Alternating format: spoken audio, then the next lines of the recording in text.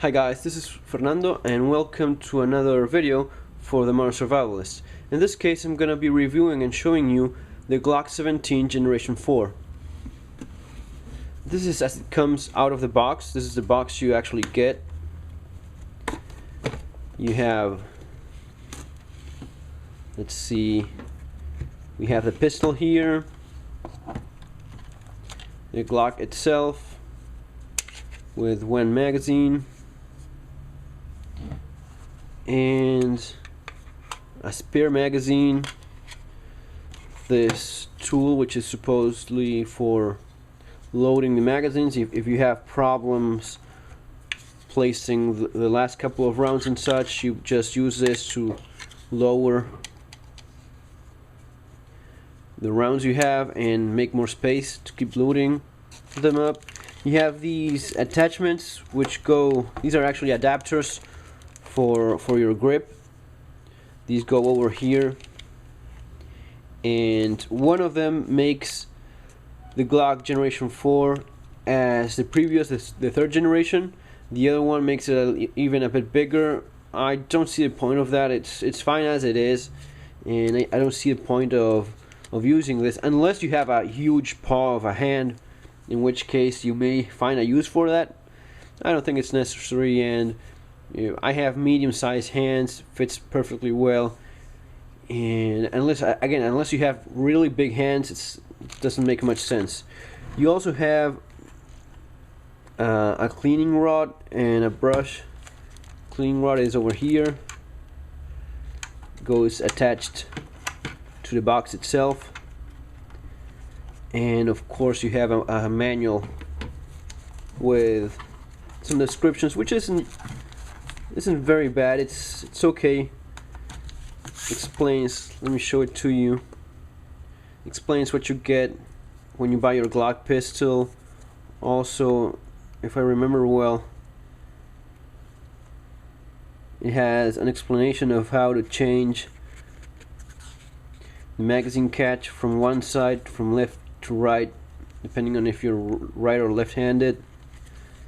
Some descriptions of the other models, and somewhere I saw, yeah, here it is. You see how you're supposed to oil your pistol, cleaning and lubrication, which is important because sometimes people over lubricate guns that end up becoming unreliable because of doing so.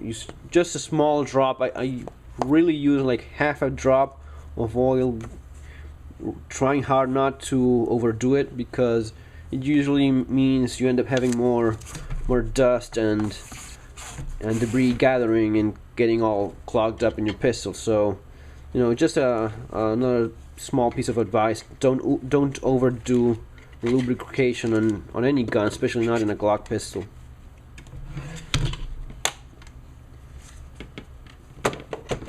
So let's take a look at the pistol itself. It's really the same old Glock, except for a few things that I'm going to be covering right now. It's slightly smaller than the previous model, Generation 3. This is a Glock 31, but for all practical purposes, for explaining the differences, it's going to be just the same as the Glock 17. This is the same frame as the Glock 17. It has just one more pin, but other than that, it's the same thing. And well, of course, it's a different caliber. You have some other differences, but for the geometry of it, it's going to be the same. So comparing the grip of what was the previous Glock, the Glock 3rd generation, you see, for example, I don't know if you get that, my finger, where my fingernail ends, it just aligns with this line in my thumb. With the new Generation 4, I just get a couple of millimeters more, 2 millimeters at most. So the difference in size is apparently not huge. I mean, it's slightly smaller than the Generation 3, but even such a small difference does make for a more comfortable grip. So, it is more comfortable for people that have small or medium-sized hands. It's going to be easier for you, and it's going to be an advantage in that regard. It also has a slightly larger magazine catch. Okay. You see this one, and here is the new one. It's just a bit bigger. Now, what I've noticed is that I still do the same old thing. I mean, you cannot release it by pressing here, right? Because if you press it in this section of the catch, it's not going down. You have to go to this part. So I really don't get the point of this, because I mean, okay, it's bigger, right? It is, but I still have to press this side. So I think they got it right the first time when they did a more practical, more logical catch, that you just press the part that works. Why have a bigger one when pressing it in that extra section you're getting achieves nothing at all? It doesn't release the magazine. You still have to do this. You still have to press this side, right? So you do have to make a movement when reloading. So I mean, even then, I don't see the point of having a firearm that is for defensive purposes to have a huge magazine release that may be getting pressed against your side when carrying it concealed. I mean, it's still the same thing, a bit bigger, but there's no real advantage. There's also a slightly different coloration of the finish. It's just a bit less reflective than the previous one. I don't see if you catch that. You see that there? Slightly a bit less reflective. The finish of the Glock pistol is legendary. The gen4 finish, I mean, this pistol has had thousands of rounds through it, and it barely shows the most minimum amount of wear. It's been used a lot by myself. It still works perfectly well, no problems, and even the finish, you barely notice anything. You barely notice any wear at all. Now, another difference is that when you look inside, you have the recoil spring, which is similar to the subcompact Glocks. It's one spring within another one. This is supposed to be better, and I'm sure it is. I think this is one of the greatest improvements of the pistol. I mean, having a smaller grip is an improvement as well. This one, it would be another one. I don't know if it makes it worth it if you have already a Generation 3 which you are happy with. Changing it, maybe not. This is the old one, which is simply a piece of plastic with a capture spring in it, and this is the new one. The new one, I've read that it works nicer, works better for calibers such as the 40 Smith & Wesson or the 357 SIG that have a bit more recoil. Supposedly this was a bit too much for 40 and 357 SIG, and this one makes it better for handling the recoil. I'm sure the difference is marginal, and I'm sure people that I'm not particularly sensitive to recoil, so I doubt I would be noticing much of a difference when shooting it in the same caliber. Still, it's supposed to make for a better, longer lasting firearm, right? It's not interchangeable with your previous Glock with the Generation 3, so it's not as if you can buy this one and place it here. It's not going to be working. It's different, right? So it's not as if you can just buy the spare part and make the change yourself. It is, you see the difference? It is a different frame as well. Assembling it again, yeah. What else do we see? Well, we see that one of the improvements I've not heard much mention of, and I think that it's considerable, and maybe for all practical purposes I think it's one of the greatest improvements I've seen in the pistol, is the front sight. It's different. The previous one was so weak, so small, and so weak that it's the first thing when you saw all the Glock destruction tests where the pistol is abused beyond what any other pistol has endured. You notice that the first thing that pops up out of the pistol was the front sight. The front sight was so easy to remove. When I removed the one in my Glock 31, just with a Leatherman tool, just grabbing it, just with a slightest bit of force, it came out. no retention at all. Just that's something that would have come off on its own in a fall. So losing your front sight in a fight is not much of a good idea. So this one is different in terms of it has a screw that goes through it. I don't know if you see it there. And when you disassemble the pistol, you see that it has, let's modify this a bit. You see that it has a small screw right there. That screw goes all the way through, comes on the other side of the plastic side. This is still plastic, guys, so it's not steel. But with that screw, it's a huge improvement from the previous one that was just placed with pressure. Just pressure in it would pop off very easily. It's the same sight picture as before, which is good. It's very good, actually. And I would only change it so as to get night sights, right? It's the only reason why I changed mine. Well, besides the problem of it being very flimsy and popping up easily if it ever happens. So the only improvement I would make in this pistol would be installing night sights such as these ones. These I don't know if you get to see it. These are night sights. Well, sorry, can't show it right now. These are glow in the dark tritium night sights, and already have these ones for installing. Which night sights would I use in my new Glock 17 pistol? These ones, the Mepro lights. These Mepro lights are orange on the rear sight and green in the front sight. I believe that's the best combination. The human eye detects green better than any other color when it's dark. So you want that front sight to be very visible. And why not have all in green? Why not have rear and front posts all in green with tritium green dots?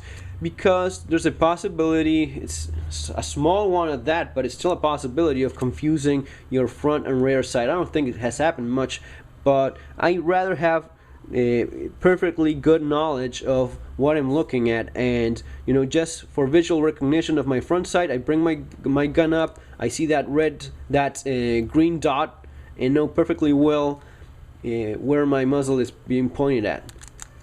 If I have time for a better sight picture, I would align the three dots, the orange ones, green one, orange again. That makes for a good shot. Then that's even better. But if not, just the fast recognition of your front sight. Other sights, big dots and all that stuff. I've tried the big dot and I didn't like it much. Yeah, I didn't like it at all. I gave my pistol to other people so as to see what they thought of it. They didn't like it either. People that are excellent shots. The problem is that you don't get as fine accuracy as you do with the Partridge type sights. It's easier for your eye to recognize the square shape of the Partridge sights than a V shape that is more intended for an express sight that goes in a rifle. We're talking about pistols, not rifles, and the amount of accuracy that you lose with that type of sight in your handgun, which is a smaller distance between sights, it's significant. And do I need much of a sight picture for 3, 4, 5 yard shots in defensive purposes? No. I mean, I'm still gonna be aligning fast, and as soon as I see the front post coming between my eye and what I'm shooting at, I'm gonna be shooting it right now. I don't need as much of a sight for that extreme close distance type of shooting. Now, what if you have a hostage situation, which is very likely? These guys, bad guys, they grab your family. They kill a baby recently, just a couple of days ago, asphyxiating him. They get kids, they hurt them. These are very mean people. They will get a loved one and stab it a couple of times in the ribs so as to get you scared and intimidated, so you don't fight. So it may be that you may have to take a shot with a loved one in between. Do I want sights that are not giving me all the accuracy I may be needing? No, thanks. For extreme close distance, I'll be just fine with this, and if I need a good accuracy, I'd rather have this type of sights. Another advantage of this particular model from Meprolite is that it's perfectly square, right? So when you do some of the drills where you reload single-handedly and you use your belt, which you should be carrying a belt that is intended for shooting, those are much more rigid, and allows you to do this, to catch the sight, the rear sight in your belt, shove it down forcefully, and put them around in chamber.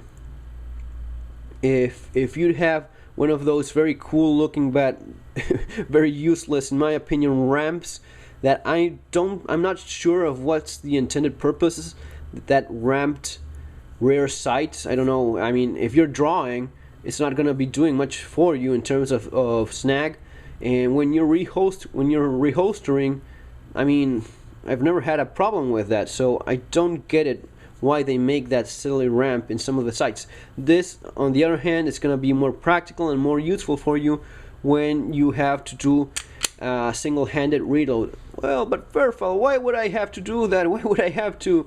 What are the odds of me having to reload my gun single-handedly? Well, they are actually pretty significant, the odds of that happening after a gunfight, because one of the things that mostly get shot when people are shooting at each other are your arms. Because of the stance you have, your arms are placed in your center of mass when you're shooting at someone, right? So that's why you hear so many times of people getting shot through the arms and the hands as well, because that's what's happening. You're shooting at someone, he's shooting back at you, and the stance you have, you know, your hand is on the way, your arms are occupying the center of mass of your body. So if you get shot in your arm and you're not able to use it for reloading or clearing a malfunction, you will be glad you have this type of sight instead of the more cool looking ramped one, right? So going back to the review of the Glock pistol, I think in general terms it's a good pistol, and the improvements made are there as you would come to expect from Glock. He only does very slight minor adjustments where he considers them absolutely necessary. The less reflective finish is nice. The spring is better. The front sight, that's a good improvement as well. And being able to change from left to right, it's gonna be, of course, a huge improvement for left-handed folks. The magazines are different from the previous ones that only had one notch. These ones have two, and allows you to modify and change from one side to the other. So that means that if you have some of the older magazines and you're changing from left to right, they're not going to be working for you because they are different. Okay, other than that, it's an excellent pistol and highly recommended, of course. I'm not going to be the only one saying this. Sure, anyone that has some common sense usually looks favorably at the Glock pistols, even if they may like the XD better. If they like other models, they know that it's a benchmark and the one by which all other pistols are considered and compared to, right? It's the standard by which all other pistols are measured, the Glock 17 pistol. You know, if you have less capacity than a Glock 17, you're gonna, you know, one of the most common comments would be, well, you know, with the Glock 17 I would have 17 rounds. Why would I want anything less than that? And when it comes to reliability and accuracy, well, a gun may be more or less reliable, but you always end up comparing it to the Glock because it's the standard we have these days. So yeah, absolutely, if you're looking for a firearm, if you're looking to buy your first firearm probably, and you are serious about learning how to use it properly, the Glock 17 Generation 4 is going to be doing it for you pretty nice. Yeah, one of the things maybe you saw is that magazines numbered so as to identify them, your initials for when shooting with other people that may do the same thing, numbering the magazines. You do that so as to know if there's a problem with your magazine. You know it's, well, number 1, 2, 3, 4, whatever it is, and your name in case others do the same. And you know, it's my magazine, you know, it's yours. Well, that makes it more simple. And another thing, tape in the range. It's good for putting your number and name on your magazine. It's good for covering targets and not buying those expensive, you know, stickers that they sell you at the range. So this is one of those things you always want to have in your range bag. One time when doing some drills and we wanted to make sure we all had our guns empty, we would do a check. Once it was verified that all guns were empty, some tape was wrapped so as to make sure no one accidentally or without realizing it loaded the gun as well and placed around. So it's very practical to have a bit of paper tape in your range bag. Just another thing to keep that in mind. So that's gonna be it, guys, for now. This has been the review of the Glock 17 Generation 4. Hope you enjoyed it. Remember to subscribe, read my blog at www.themodernsurvivalist.com, and there's a forum there as well where you can comment on other posts and this video as well. So see you around. Take care.